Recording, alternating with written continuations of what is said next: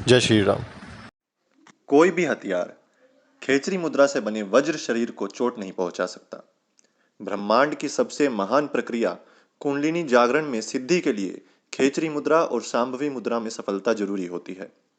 ऐसा नहीं है कि सिर्फ हठ योग से ही खेचरी मुद्रा सिद्ध होती है।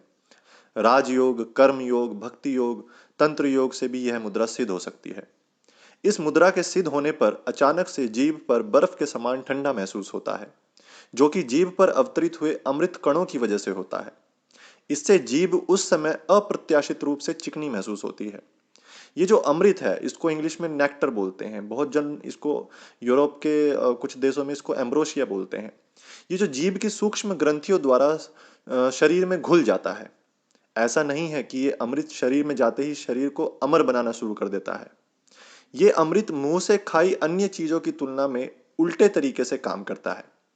मतलब जब हम मुंह से खाना खाते हैं तो ये खाना सबसे पहले हमारे स्थूल शरीर यानी जो हमारे हार्ड मास से बना शरीर है उसको पोषण देता है, और फिर स्थूल शरीर से सूक्ष्म शरीर में ऊर्जा पाता है, और आखिर में कारण शरीर पर जाता है। वास्तव में हमारे कारण शरीर और आत्मा में अंतर बस इतना होता है कि हमारे पूर्व जन्म के सारे कर्मों के संस्कार हमारे कारण शरीर को चारों ओर से ढके रहते हैं, जबकि आत्मा विशुद्ध होती है। तो खेचरी मुद्रा से निकला अमृत सबसे पहले हमारे कारण शरीर के संस्कारों को नष्ट करता है, फिर सूक्ष्म शरीर को सबल बनाता है, और अंत में स्थूल शरीर की सभी व्याधियों को नष्ट करते हुए स्थूल शरीर को वज्र के समान अभेद्य बनाता है।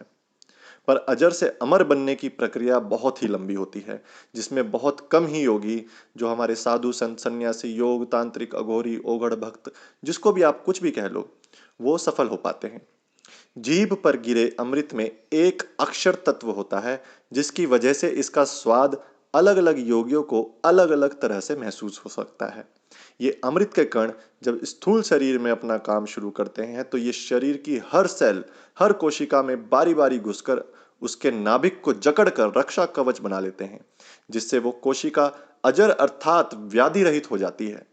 लेकिन शरीर में अत्यधिक कोशिकाएं होती हैं, लाखों करोड़ों कोशिकाएं होती हैं, इसलिए पूरी शरीर को अजर बनाने में काफी समय लग जाता है। भविष्य में यही अमृत नाभि स्थित मुख्य कोटर यानी कि जिसमें शरीर का मुख्य प्राण रहता है, उसके चारों ओर भी कवच बना लेता है, जिससे शरीर अमर, जिसे आप इंग्लिश में डेथलेस भी बोल सकते हो, इमोर्टल भी बोल सकते हो, या फिर भीष्म की तरह इच्छा मृत्यु की सिद्धि भी प्राप्त हो सकती है।